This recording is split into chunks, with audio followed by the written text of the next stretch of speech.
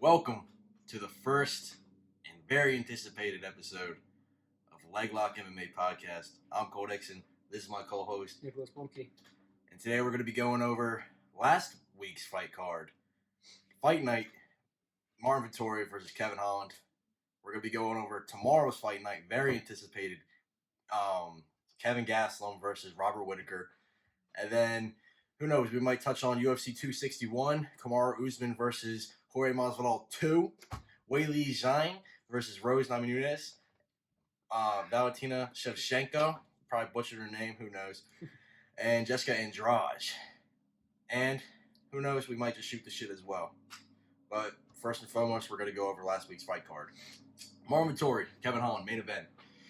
Yeah, that's an amazing matchup that we had, but we already knew going into it that Kevin Holland's wrestling defense was not up there. Especially in the Derek Bronson fight. Oh my God. I mean, Derek Bronson exposed a whole new lane. I mean, people knew, Kevin Holland's a striker, obviously. He's a knockout artist. He went 5-0 last year in 2020. Amazing. Yep, absolutely. And we were expecting the same, but obviously it's not going right now. He's 0-2. He's been saying on Twitter, he might have been joking around, he's going to Dagestan, he's going to go train with Khabib and shit. Right. But who knows? He needs to improve on his wrestling because like in the Izzy fight against Jan Blachowicz, people now know that Israel Adesanya, his wrestling is not there. Right. He will get out wrestled and beaten up like Jan Blachowicz did in the later rounds of that fight. But Marvin Vettori, he had a dominant victory. I don't believe that he deserves the title shot just yet. I think we need to see what Robert Whittaker and Kevin Gaslin does in this next tomorrow night. Actually, Marvin Vettori, I think he needs one more fight, and then we solidify. Okay, he's next after Robert Whittaker or Kevin Gaslin, because Marvin Vettori, he's a striker. He was matched up with Darren Till. He knew that Darren was going to outstrike him. You saw that in the Kevin Holland fight. Right. He was going to do the same thing to Darren Till, take him down and just smother him. Right, and that's exactly what we saw happen. That's why he got that fifth round decision after going 5 rounds. Oh yeah, 25 minutes with Kevin Holland is not an easy task because, like you said, Kevin Holland is an amazing striker. Right. But going into it like we stated to begin with, Marvin Vettori is a smothering wrestler. He reminds me of Kamaru Usman with the way he wrestles and clinches constantly. Well, Kamaru Usman did go 5 rounds with Colby Covington. Well, almost 5 rounds. He did TKO Colby Covington. Obviously, Colby protested immediately because Colby's Colby. But I mean, just an amazing fight through Marvin and Kevin. Kevin has obviously some room that he has to work on in his game, but I believe he'll fix it quickly. I'm sure they'll bounce back too. I mean, when you look at guys like Marvin Vettori and Kevin Holland, they're rising stars in the middleweight division. Absolutely, for sure. I mean, a dream fight that I would love to see is Kevin Holland versus Israel Adesanya. I was just gonna say that's imagine that stylistically, that would be such a fun match. Like, oh my gosh, mean, come on, that'd be amazing. I mean, like the way Kevin Holland is just rising with fans. Right. The way he's so charismatic, the way he talks during matches, it's fun to watch. But notice Kevin Holland was very strict, very stern this last fight. He wasn't talking as much as he was as Derek Bronson. No, exactly. He wasn't even listening to his quarters in Derek Bronson, I believe. I mean, but the man's got a mission. He's gonna fix his game. Yeah, he'll come back. I mean, everybody takes a loss. Israel Adesanya took a loss, but he took it like a champ. Yeah, exactly. We don't think any different of Israel Adesanya just because he lost. We know he's an amazing kickboxer, amazing champion. He's got charisma, striking, and obviously, like we saw in that fight, maybe not the best wrestling. So the same thing with Kevin Holland here. All the same things around, but just work on that ground game, work on that submission defense, that clinch defense, that wrestling takedown defense, and he's just going to be up there with one of those contenders for the title shot eventually. Same with Marvin Vettori. Exactly. All right, down to the co-main. Allen versus Sadiq Youssef. I had the pleasure of watching Sadiq Youssef live maybe 2 years ago, UFC Fight Night Philadelphia. He had I think he knocked him out maybe. I don't remember. Yeah, but Sadiq Youssef suffered a loss decision. It was almost more dominant on Arnold Allen's side. I mean, Sadiq's an amazing fighter. He's 11-2 right now. There's fucking so much room to grow. I mean, he's up and coming in the featherweight division for sure. I would love to see him fight for a belt. Who knows? But Arnold Allen, amazing performance by him. He rocked Sadiq Youssef a couple times. No, yeah, absolutely. I remember watching that. I remember. But amazing performance by Arnold Allen for sure. Right, yeah. Anything to touch on that fight?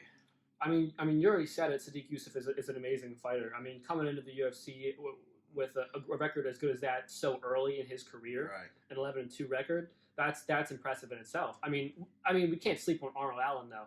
He's 17-1. 17-1 That's just as amazing as, if not better than Sadiq Youssef. But they're both great fighters, and it was just a good fight. It was a well contested fight for a good co-main. And we saw a third round decision with Arnold Allen coming out on top. It was just a good fight, but Sadiq just came up short that time. I'm sure we'll see him rebound just like we will everybody else. He'll bounce back next fight for sure. Mm-hmm.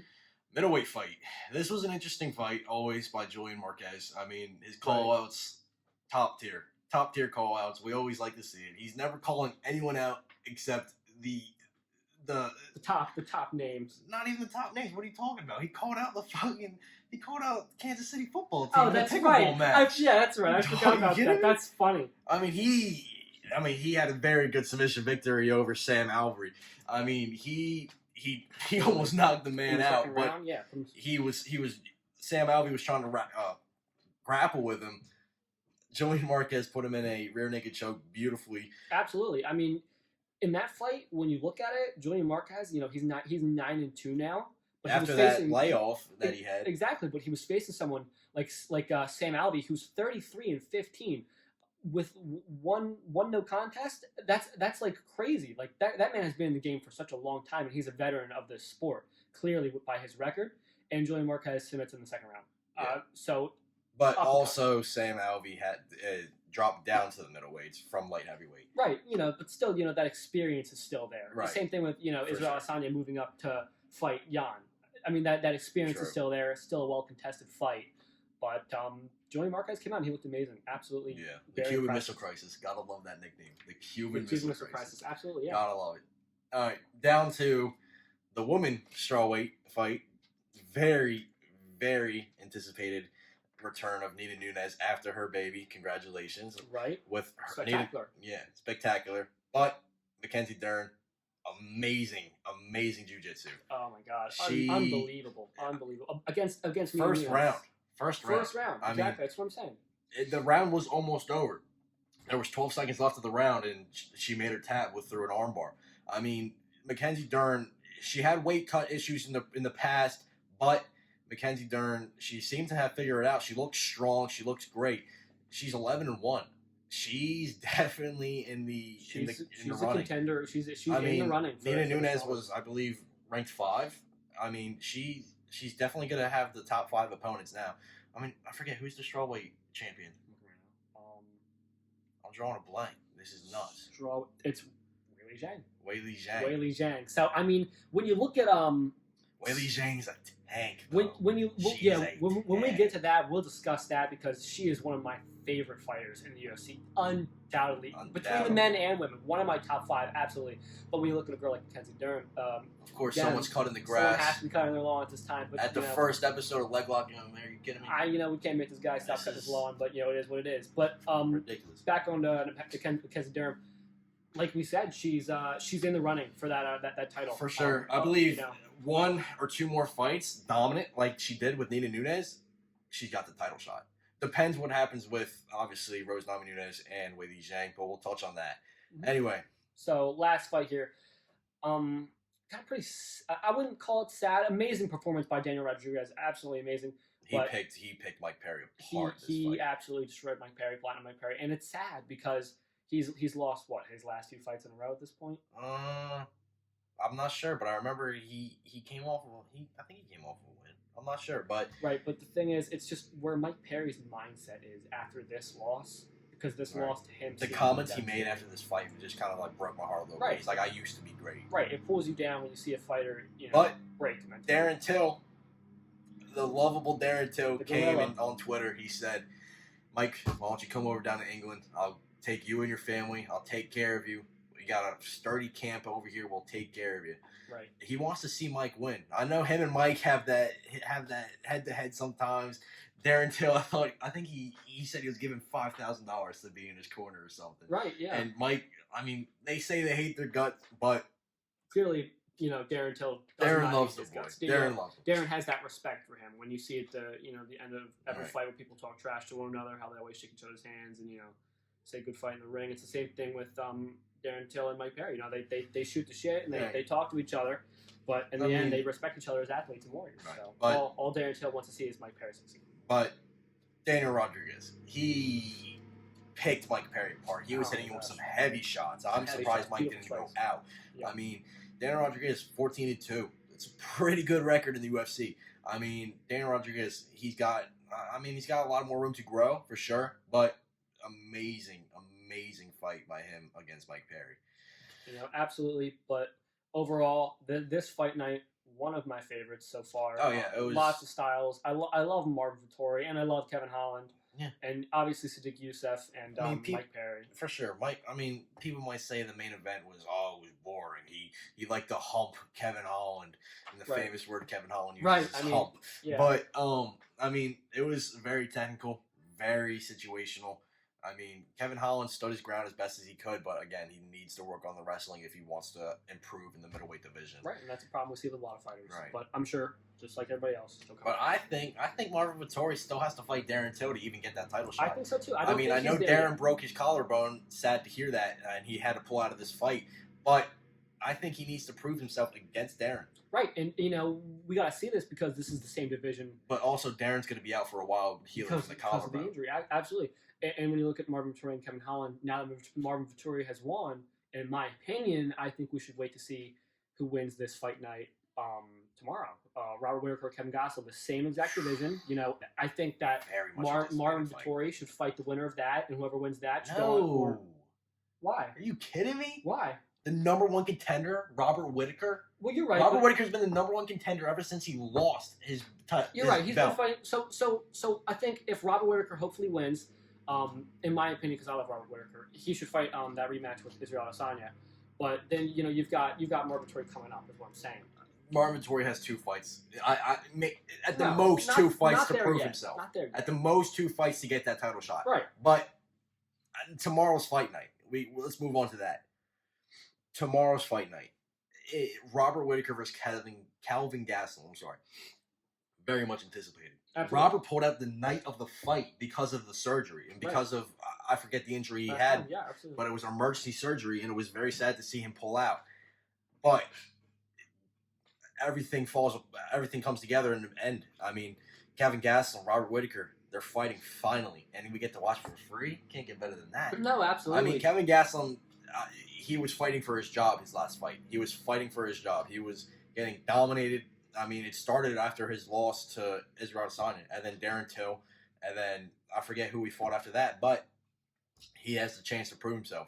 If he knocks Robert Whittaker out tomorrow night, if he knocks him out, if he were to knock him out, not even knock him out, if he wins, right, he's not even a statement. I believe Calvin Gaslin, if he wins tomorrow night over the number one contender, Robert Whittaker, he gets the title shot. Exactly, that's a statement saying, "Hey, I'm still here." Not even I'm still here. I get the title shot.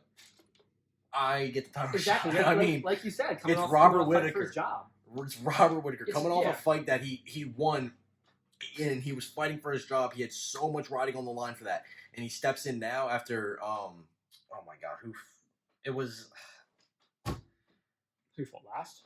No, who dropped out of this fight card against Robert Whittaker? It was Wine Boy. He was drunk. Paulo Costa. That's it. Yeah, I totally forgot about that because I was so infatuated with Robert versus Kelvin. I totally forgot Paulo Costa was the original matchup. Yeah, he dropped out. Right, I mean, he got injured, which sucks. You know, it happens. But I mean, still, Robert. Listen, as much as I want Kelvin Gaslin to win, Robert Whittaker's going to win this fight tomorrow night. If he doesn't win this fight tomorrow night, I don't know what happened to Robert, but Robert Whittaker's striking is just too crisp. Robert Whittaker's been just on a tear recently since he lost his belt. Right. I mean, he wants it back. Darren Till. Oh my God, who'd he fight? This is why we need to write things down. Who'd he fight last? Oh my gosh. Anyways, so seeing the Reaper back in the ring again, I mean, against Kelvin, who himself is a good wrestler, a good striker, but against the Reaper, I don't think he's going to be able to outstrike him, and I think that Robert's going to rock him early, and keep Kelvin on his back pedal because he's going to be afraid of Robert's power, and that's what I think is going to happen in this matchup. But this is a guy, Robert Whittaker, who has defeated Yoel Romero not once but twice. And Twice. Yoel Romero is absolutely one of the best middleweights. Jared has ever Cannonier. been. He fought Jared Cannonier last. Jared Cannonier, I mean, everyone thought Jared was good. I mean, Robert was the betting favorite, but Jared Cannonier is a tank of a man. Absolutely. I mean, he was on a tear as well. But I believe Robert Whittaker should have got the title fight after Jared Cannonier. But I don't know. Israel Adesanya is weird about rematches. You know that. No, I know. I mean, it's weird. But obviously, we would love to see Robert Whittaker versus Israel Adesanya again. Right. And I think Robert Whittaker would, honestly, I think he'd win that matchup. Honestly, I think he would too. You know, it's the same thing with the. I think he wasn't expecting Israel Adesanya's power. Right. I mean, Israel took him out early in the second round. KO'd him, and he stumbled around. He was stunned by every single shot he threw because he's a world class. You see that? He sent me the YouTube video. He said he was rubber banding the whole match. Oh yeah, where he was. Yeah. You gotta love Robert. You gotta love Robert Whittaker. He's such a down to earth guy, so charismatic. I loved him as a champion. Him and Izzy are both great. You have to be a good, charismatic person and a dominant fighter to be a good champion, and he's certainly one of those things. So, I'd like to see him come out on top. I mean, that's who I'd put my money on tomorrow. But Kevin Gaslin. No, exactly. Like I said earlier. He went 5 rounds with Israel Adesanya. Yeah. I mean, the man's got a chin. The man's a tank. The man hits hard. He hits like a truck. I mean, you see the damage he did to Izzy? Yeah, you see his top No lip. one has done that to Izzy.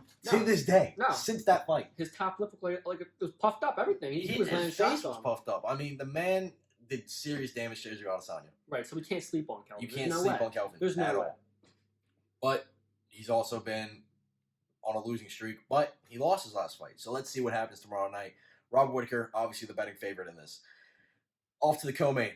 Lightweight, Jeremy Stephens. So, I mean, you've versus, you can take that name. I don't even want to butcher that. Drakkar Klaus. So, Jeremy Stephens, I don't even know where to begin, because his power is absolutely ridiculous. Like he said it himself, when he knocks people out, they don't move. So, who the fuck is that guy? Who is that guy? Exactly. You know who I am. Shut up. So, Jeremy Stephens versus Drakkar Klaus. I mean, Drakkar's an interesting fighter. He is. But I don't know how this fight would go. Really, Did you see the face-off today? No, I didn't see it today. Jeremy pushed him pretty hard. Did he? Yeah, he pushed him pretty hard. That's who Jeremy Stephens is. He's the kind of guy. I don't even think Drakkar said anything to him. No, he's a no-nonsense guy. No, he didn't say anything to him. Jeremy just shoved him. No, exactly. That's what I'm saying. That Jeremy Stephens is a no-nonsense guy. He's out there to win. He wants to win. He wants to climb those rankings. For sure. Because Jeremy Stephens has been one of those guys that you just keep your eye on. Yeah. Who's been in the division for a long time. For sure. So. But anyway, that'd be an interesting fight to watch for sure. Good matchup. It's always fun watching Jeremy Stephens fight. For sure. Knock out in a second. Now next, we have a heavyweight bout between one of my favorite former heavyweight champions. Because he's an amazing guy. Andre Orlovsky versus Chase Sherman. I'm pretty sure that's who the Cuban Missile Crisis fought last. I'm pretty sure he fought him. Yeah, Julian Marquez fought him last. I'm pretty sure. Yeah, but anyways, so Andre Orlovsky hits like a truck. Amazing well-rounded fighter. Let's be honest. Hits like a truck. Excuse me. Has a good clinching and good ground game. But against Chase Sherman, Chase Sherman's very interesting. I don't know. Interesting fight. It's weird because when you see someone who's been in the game as long as Andre Orlovsky, he's got 52 fights under his belt. That's some of the most fights. But Chase Sherman's the vanilla gorilla. I mean, gotta give the man props. No, absolutely. I don't know. It's going to be a very interesting fight for sure. Just like Jeremy Stephens was a Drakkar Klaus. Keep your eye on this one. Don't look away for a second. One person will get knocked out when you blink. You never know. Same kind of power he's got with Jeremy Stephens. Knock out any second. Don't look away. For sure. Should be a good fight. Then, middleweight matchup.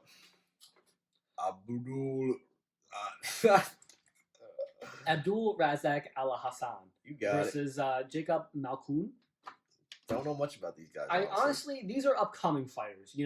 These are people unless you're really looking and watching and doing research on every single fighter on the card, you're not going to know too much about because they're up and coming. But clearly, they've done enough to be on that main card. Be up there in that fight night and be the fourth fight of the night in the middleweights.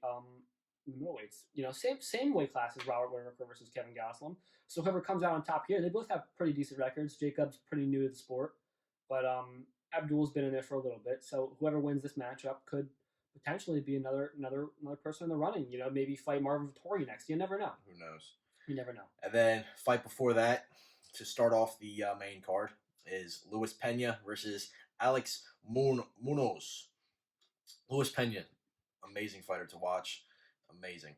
I mean, 8-3 in the UFC. Alex Munoz, 6-1. I mean, Yeah, but got to give the man props. Absolutely. And Luis Pena, he's a young guy. He's barely even. I don't know if he's in his prime yet. He's 27 years old. Yeah. It's amazing seeing such a good fighter with a decent record like that coming into the UFC and being up and coming. And he's a big lightweight too. Right. He's a big lightweight. He's 6'2". For sure. And he's got a decent reach with him. Same thing with Alex Munoz though. But I mean, Luis Pena is a promising lightweight fighter. For sure. A good contender. I mean, all in all, very, very good card tomorrow night. Robert Whittaker, Calvin Gaslin. Should be a I'll great. be on It'll be the a edge of my spectacle. seat. I'll be on the edge of my seat that whole fight. But another thing with going on tomorrow, you've got Ben Askren versus Jake Paul. That's such a strange. Who knew? Who would have thought that was going to happen? I mean, the world didn't really know who Ben Askren was until he got flying kneed. No, I mean, but I'm not saying the man has a stacked record. The man has plenty of amazing championships. record. I mean, but outside of the MMA community, no one knew who Ben Askren was. But Jake Paul, I mean, it's Jake Paul. I mean, I'm not a fan of the kid. Neither am I. I mean, Jake Paul, I think he's in it for the money. I think he's in it just to grow his clout. But I mean, the kid can fight. He's a wannabe. He can fight, but knocking out an ex-basketball star doesn't mean he can fight. Right. It doesn't. He hasn't fought a real fighter yet, which is why everyone's keeping He their eye on fought this. Deji. He fought Deji. The first Joe Weller, I think it was. And then he's about to fight. He fought Nate Robinson. That was his last fight. And now he's about to fight. Now he's about to fight Funky Ben Askren. This is his first real fight against someone who knows how to fight. Keep in mind, and has taken a punch. Exactly. Keep in mind, Ben Askren striking looks like a 5-year-old trying to hit somebody. But Ben's wrestling. But obviously, it's not a wrestling match or an MMA match. It's a boxing match. But Ben has been beaten up. Look what Robbie Waller did to the man. Robbie Waller almost killed that man. On his neck, I thought he was dead. Oh my god! But I mean, let's see what happens. I mean, Ben Askren's making a ton of money. Right. Ben Askren's even said in his interviews, he said, "Listen, after my surgery, I was sitting on the couch. He said this gave me an opportunity to get back in shape and to make a lot of money. And he's making $500,000 tomorrow night." Versus $260,000 in the UFC. I mean, the man's making in the ring. Just for stepping in the ring. The man is making money. That's these money fights. That's what we've seen lately with boxing fights, high-profile boxing fights. I feel like if Ben even gets knocked out, he's not going to care. No, he's walking away with $500,000. I think he will care, but he's walking away with He'll care exactly because he gets knocked out by Jake Paul. Exactly, and before that, his last fight. But even if he loses against Jake Paul, even a decision loss, he's probably gonna be like, "I'm laughing my way to the bank," which he said. I mean, right. But in that same sentence, I don't think he wants to give Jake Paul that satisfaction because it's Jake Paul. He's been training with Freddie Roach. I mean, all-time class boxing coach. He's been training with Jorge Masvidal. Has he? Jake Paul? Oh, I'm talking about Ben Askren's been training with Freddie Roach. Okay. But I mean, I was about to say what? No, I didn't really say that. But I mean, I don't know how to feel about this fight. I mean, it's a boxing match. It's going to be entertaining for sure. No, absolutely. It's going to be cool to see Funky Ben Askren out there in boxing gloves. Absolutely. But we'll see what happens. Good on Ben, getting back in shape. The man. I mean, they asked him if this will be it. He said, I don't want to ever say never, but because who thought I would be here fighting Jake Paul? Yeah, he just shut the door. He didn't really rock it. So exactly. I mean, you never know. A surprise upset could happen. Jake Paul could knock Ben Askren out. I mean, Jake Paul is the betting favorite. Yeah, because all of his fanboys are betting on him. Absolutely, which is why I hate Jake Paul so much. He's such a wannabe. He's such a Conor McGregor. Don't get me started on Logan Paul. Logan Paul makes me mad too don't get me because started on he's Logan fighting. Paul. Is he a little better than Jake Paul? But is he good? No, he's not good at all. But would I pick him over watching Jake Paul? He's also only fought a YouTuber. Twice. I mean, he's fighting Floyd Mayweather. That's crazy. That's not fair. That's absolutely crazy. It's not fair. Some kid from Ohio is fighting Floyd Mayweather because he makes vlogs. It's not fair to Floyd. No. But Floyd took the fight because he wants the money. He wants to just beat Floyd doesn't need any more money. I know, That's the funny part. I mean, I don't know. I mean, it's bringing more light to the boxing game, I guess. It's a good thing. Boxing's kind of been, floating out since MMA took really the world by storm. But who knows? We'll see what happens tomorrow night. But, I mean, a lot of controversy has happened this past weekend with Dustin Poirier and Conor McGregor. It's a UFC podcast. They kind of aired their dirty laundry. Yeah, but it's a UFC podcast. We got to touch on Conor McGregor at least one time. It's not UFC, it's MMA. I forgot we could copyright it. It's MMA podcast. So, like he was saying, there was some serious beef on Twitter just less than a week ago. No, it's this week. It's Friday still. Yeah, I said less than a week ago. So, anyways, between Dustin Poirier and Conor McGregor, Conor McGregor made a lighthearted, kind of joking prediction that he would knock Dustin Poirier out in the first or second round with a front kick to the face. And Dustin Poirier responded saying, "That's a fun prediction. I also predicted you'd donate $500K to my charity, and that never happened." Low blow. So that's a pretty low blow. It's a low blow on Conor, if that's the truth.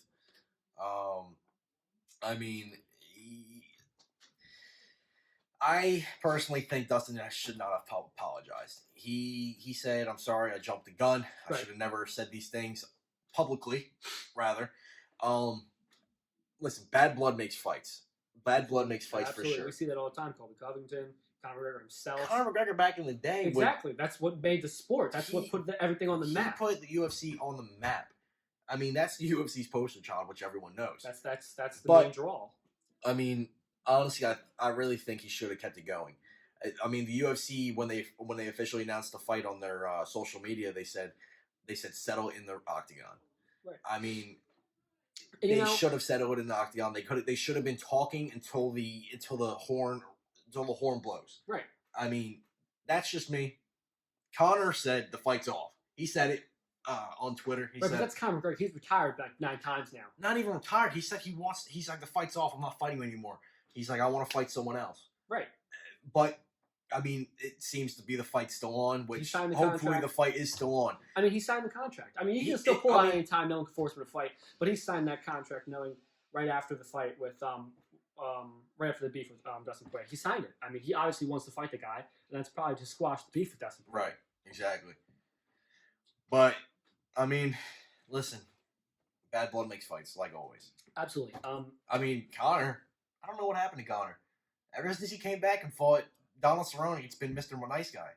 He said after this fight on Twitter, I don't remember when, not even that. He said, "No more Mr. Nice Guy." Exactly. And if this is no more Mr. Nice Guy, then prove it. We gotta see some change. Don't take apologies. I mean, seriously. I mean, Conor got knocked out. It's because of the leg kicks. His career. It's because of his leg kicks. He chops his calf off. He was not expecting him. No, he probably did expect him, but he probably didn't think they'd hit him like a truck. With somebody like that before. No. I mean, listen. I personally think. I mean, obviously, Dustin Poirier is going after the money. He tweeted at Michael Chandler and Charles Oliveira, "Fool's gold, fool's gold." Right, because they haven't beaten him yet. He thinks he's the champ. He said fool's gold for the belt. Yeah. Because he's taking the money from Oh, I mean, you can say it too, but the same thing, in my mind, I think Dustin Poirier is a lightweight champion because Michael Chandler comes in, has one fight, and then... But Michael Chandler was a champion in Bellator. But the thing is... You got to give it to the man. You can, but the thing is, I just feel like the people who have been in this UFC proving themselves should have a shot before Michael Chandler. Honestly, I believe it should have been Gaethje versus Poirier for the belt. Gaethje came off the loss of Khabib, but it's Khabib. It's Khabib. It's Khabib Nurmagomedov. I don't even butcher his name crazy. The greatest of all time, in my opinion. One of my favorite fighters, absolutely up there in the rankings. Such a dominant fighter. Hall of Famer. Hall of Famer. He should be a statue outside of the Hall of Fame. No, he's the standard on which all lightweights will be judged. He's nuts. Anyway, but everyone knows that about Khabib. But honestly, it should have been Gaethje versus Poirier. Absolutely. Poirier 2, rather, because they did fight. They did fight. I mean, listen. I don't think McGregor should have. I mean, obviously, McGregor wants to avenge his loss. Of course. But I think it should have been. I think it should have been someone else except Poirier. I mean, the trilogies, I guess they make sense, but trilogies, in my opinion, they're not needed. I mean, all right, listen. I'm a fan of Diaz versus McGregor 3. I would like to see that. Of course. But I mean, they're both getting older. Diaz he's been off ever since he fought Masvidal, but now he's fighting Leon Edwards. Right. Yeah, I mean, he's the kind of fighter, just like Conor McGregor, who fights every once in a while. When you've got these guys who are active, like Dustin Poirier, right, and Justin Gaethje, and Charles Oliveira, these guys are active fighters. They're in there. They show the effort. I mean, this is the first time we've even heard Nate Diaz's name since he fought Jorge Masvidal for the BMF belt. Right. I haven't heard mention of him. Probably because, he sits out there and, looks for a fight, and then he picks Leon Edwards. And Masvidal said the fight kind of fell apart. I mean, they wanted the rematch between Masvidal and Diaz. Of course, because Dr. Stoppage. That's right. It was a very, very. It was very sad to see it stopped like that. But I mean, the deal obviously couldn't get done. Maybe pay, who knows? But Masvidal. I don't want to say Masvidal's in it for the money, but the man wants to get paid. Of course, just like every other fighter. But I mean, listen. I don't know. I mean, trilogies, they're not my favorite, but I understand why the UFC makes them. Absolutely. Can they be great? They absolutely can. Stipe Miocic versus Daniel Cormier, 1, 2, and 3. Right. Great trilogy. Right. Absolutely. I mean, you've got great fights. I mean, Dominic Cruz and Uriah Faber, another great trilogy. Right. There's some good trilogies out there, but most of the time you don't see them happen unless they're well contested fights. Right. Like, I mean, we should have got that trilogy with Nate Diaz when you think about it, because. Right, but with who?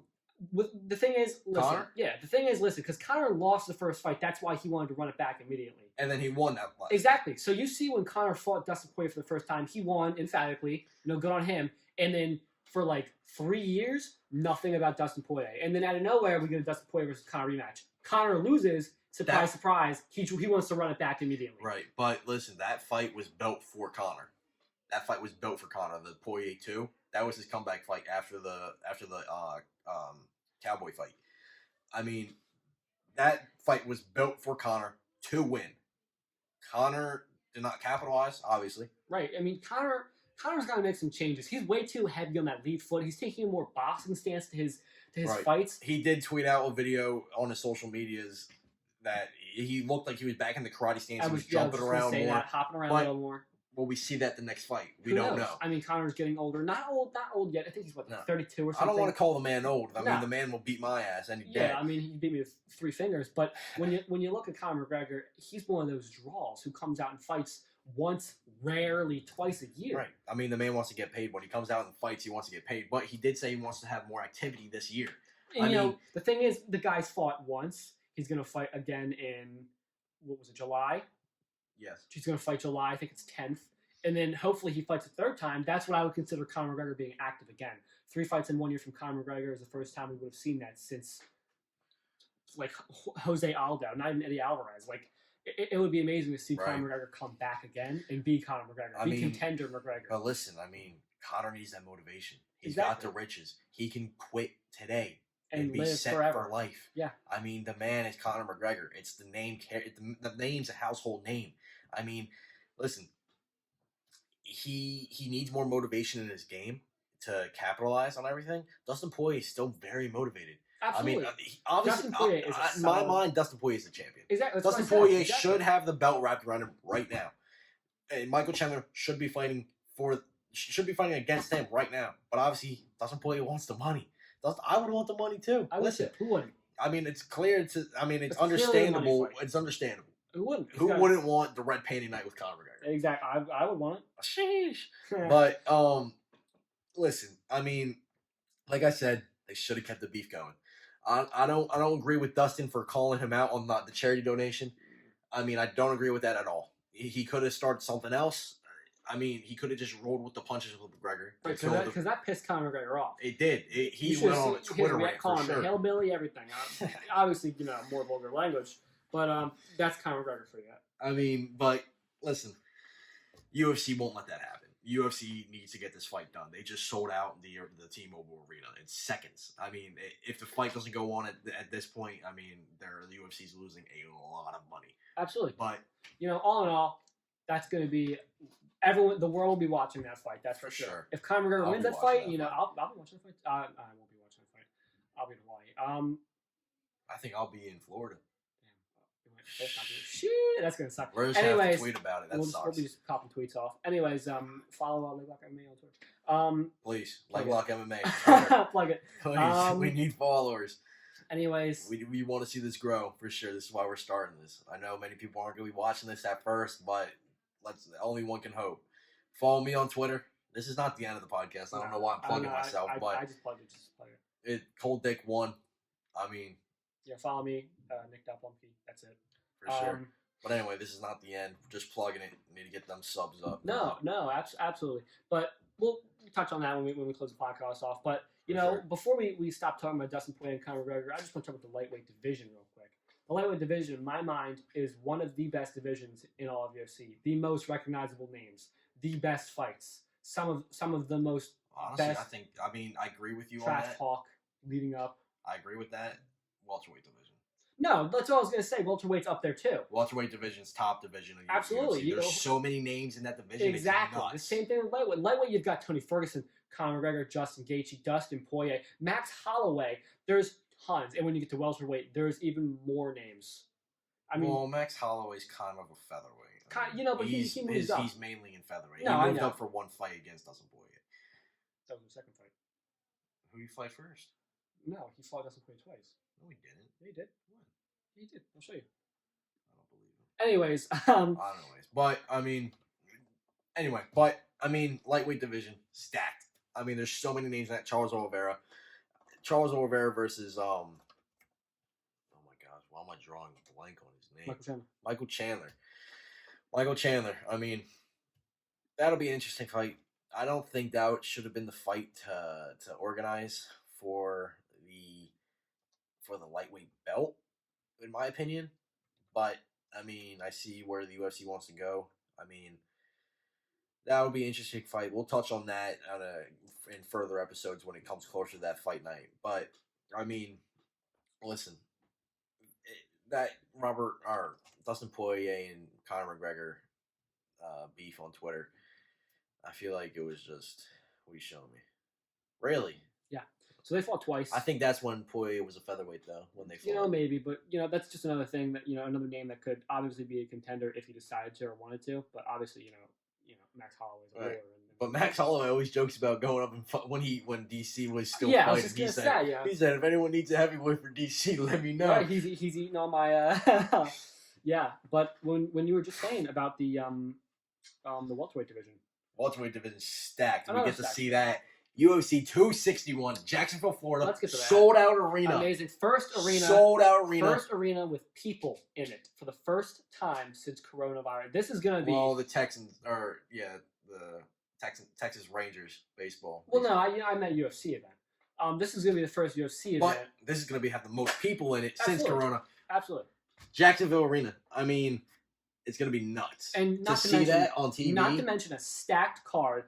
3 championship defenses. Even before that, Uriah Hall versus Chris Weidman. Exactly, a stacked card. And you've even got Anthony Smith on there, too. Yep. So, let's start off. Before we touch on the card, I want to say this. It's been a year. It's been over a year, really, since we've had any people in the arenas with fighters. I think, honestly, I don't know how these fighters are going to, honestly, they're obviously going to be excited and happy that there's going to be people watching them in the arenas.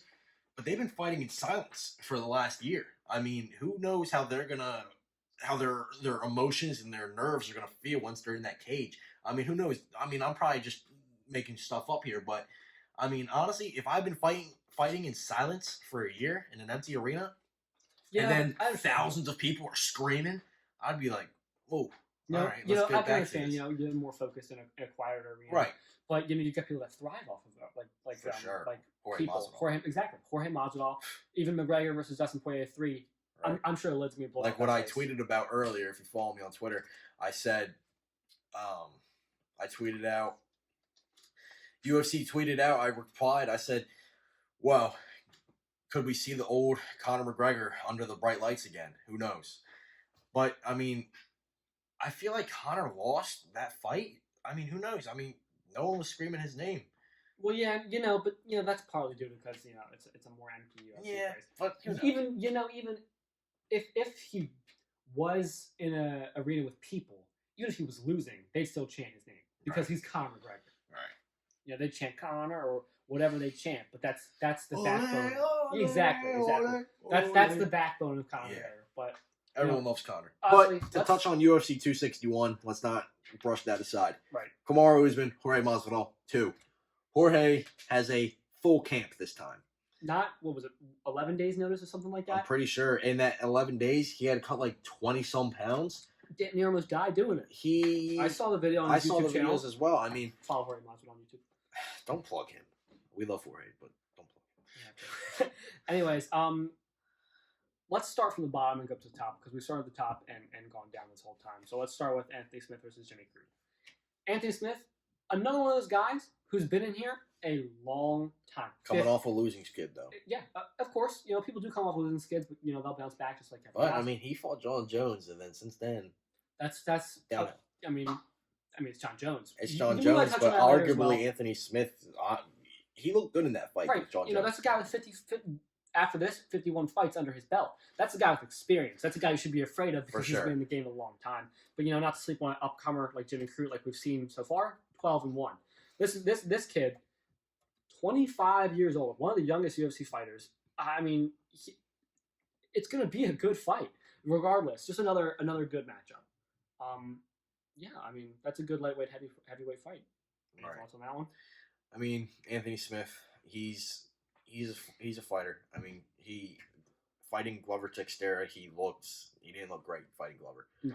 But I mean, that would be a good fight to watch.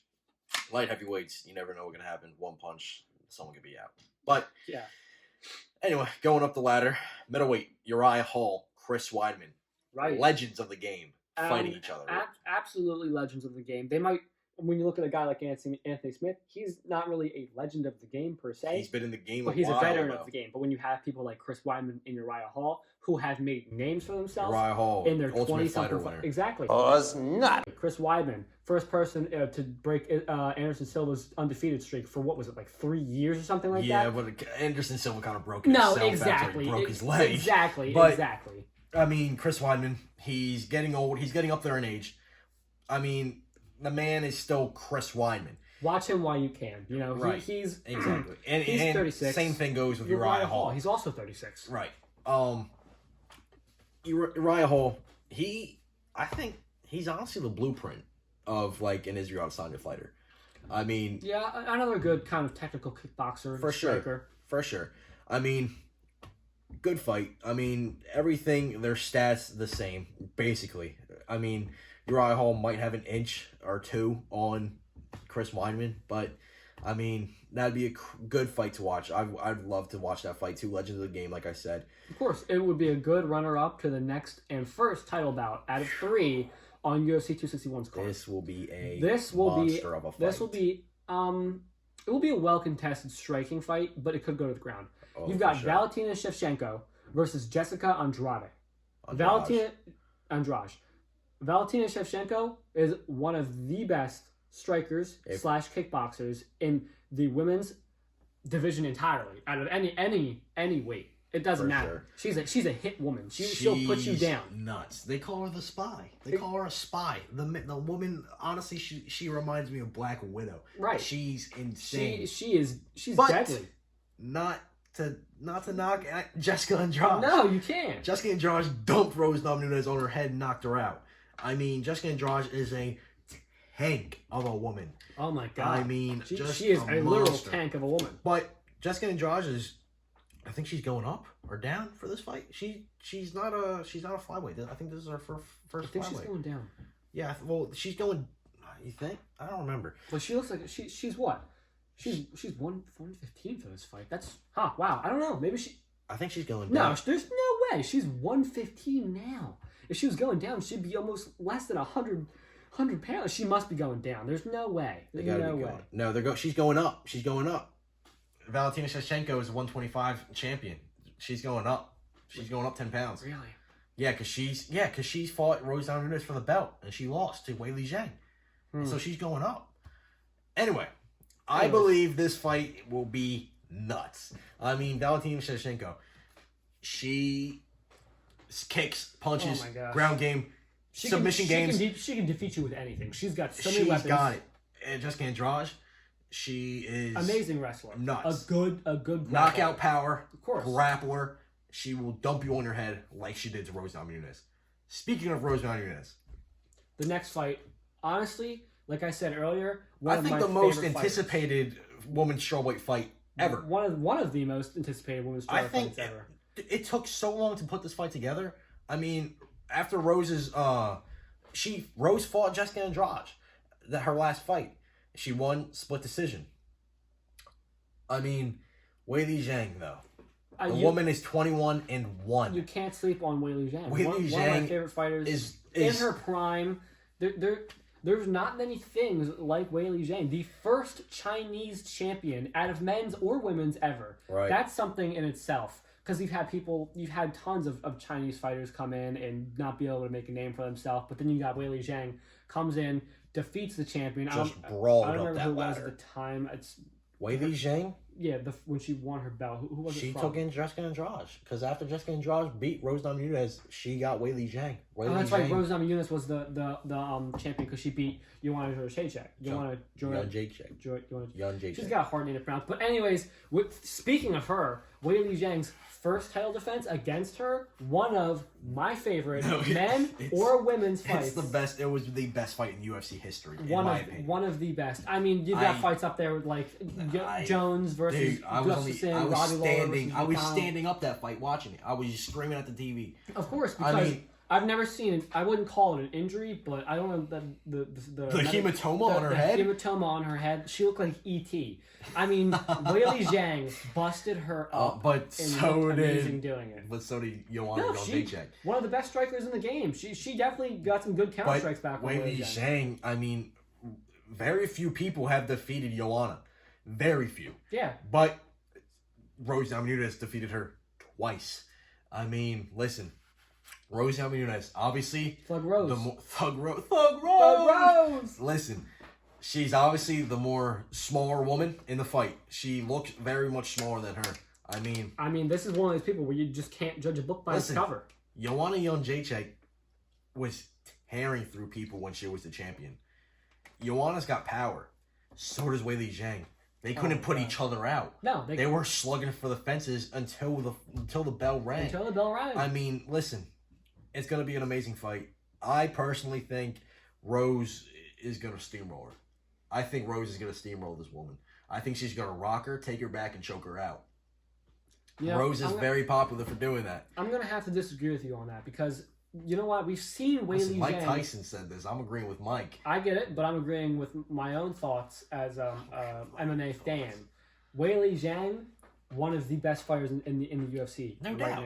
now. Exactly. Power to the woman. No doubt. But obviously, Rose Namajunas, it's going to be a great fight. But I'm going to have to bet on Weili Zhang because I don't think Rose Namajunas is going to be able to handle her. Her power, she's got grappling. It's there. She just hasn't had to use it very much. But also, Rose is coming off of no surgery. Right. I mean, but the no surgery was quite some time ago. But it's something you got to take into account. Weili Zhang, Rose Namajunas, a fight you can't miss because the fight after that, you've got Kamaru Usman versus Jorge Masvidal 2. I mean, listen, Jorge's got a full camp now. Exactly. I'm surprised Kamaru called him out though. So am I. I personally think Colby Covington should have got this fight, but Colby's being the smart guy and just sitting over in the corner watching everything go down because he's coming after the winner of this fight for sure. Mm-hmm. Listen, Jorge Masvidal, famous for the flying knee KO. Jorge Masvidal's got power. Jorge Masvidal is Jorge Masvidal. I mean, Kamaru Usman, listen, he was unbelievable in his last performance against Gilbert Burns. Gilbert Burns rocked him early in that fight. But Kamaru capitalized on that. Hit him with the stiff jabs, coached by Trevor Whitman. Trevor Whitman's also Justin Gage's coach. I mean, listen. And Justin Gage has some of the best striking in the UFC. Amazing. Listen, I remember watching that fight, and during between rounds, Trevor Whitman, your jab is what makes you a champion. Absolutely. He picked Gilbert Burns apart with his jab. Jorge Masvidal has to be on the watch for that. But listen, Jorge's got a full camp now. Jorge, he fought him before. He knows what he's coming into. He knows the power behind him. He's ready for those toe stomps. Those toe stomps made me mad. But Kamaru fought fight last time. Of course. Kamaru knew with the power George had. He fought a very smart fight, be it a boring fight, but a very smart fight. Just like we saw with Israel Adesanya and Yoel Romero. Just one of those fights where they know that they have to be afraid of the other person. Listen, but Yoel, I mean, in his defense, he's a counter striker. He was waiting for him. But anyway, not to touch on that. Kamaru Usman, Jorge Masvidal, amazing fight. Can't miss it. I mean, honestly, I think Jorge takes this one. I think Jorge takes it. I think he does too. With a full camp. I've been watching his videos. He's been training with people like Dustin Poirier, I think it's John Kavanaugh. He's been playing with a good coaches. Listen, I think Jorge takes it. I really do. Like looking at. I think it goes into round 3. Honestly, round 3, Jorge. But you got to be careful. Kamaru Usman's wrestling. Kamaru will take it to the ground and drown. Smothering. Listen, I mean, you saw him when he won his title against Tyron Woodley. I mean, listen. It's a fight that you can't miss because they know each other now. They know each other and they're gonna be. And there's real. Honestly, I think this is gonna be another it's gonna look like a Colby fight. Right, I think one of them's gonna get busted up. You know what? I don't think Jorge Masvidal is gonna get anywhere near TKO'd by Kamaru Usman. Kamaru Usman can hit hard, but I think Jorge Masvidal is an absolute top tier. Amazing, much better than Kamaru Usman. And the man deserves every bit of it. In terms of striking. The man deserves every bit of it. Absolutely. But the thing is, when we talk about Kamaru Usman and his smothering best as a wrestler and a grappler, like I said, watching his YouTube channel, he's got the headgear on. He's sprawling around. He's training his ground game. Nothing else because he's confident in his stand-up. For sure. And, I think with this full camp, like we said, not 11 days, there's a good chance, a high chance he wins. Jorge had to cut a lot of weight for that again. He was tired. He didn't have the gas tank last time. Jorge's got the gas tank now. Yeah. He knows what to focus on. He knows what to do. I mean, listen. Absolutely. This 261, Jacksonville, Florida. April 24th. I mean, listen, this fight, this card, you can't miss. I mean, this card is nuts. You can't. I mean, listen, honestly, I think we touched on a lot today. I think we did too, but, if there's one last thing I think we should just touch on real quick, it's the possibility of John Jones fighting Francis Ngannou. I mean, you've seen that. John is also airing his dirty laundry out. Absolutely. John, he's taking his laundry hamper and he's talking it all. He's talking it all. He's not even talking at all. He wants this fight to get done. But the thing is, UFC can't come to terms with him, though. Yeah, but the guy wants like $10 million. I think the man deserves every cent of that. I think he does too, because he's probably going to die. But what do you mean die against Francis Ngannou? I think he will. No. We just saw Francis Ngannou destroy Stipe Miocic, the best. Francis Ngannou has a punch of like 13 miles an hour, they said, or something like that. Yes, his punch is equivalent to a Ford Escort going as fast as it can. Listen.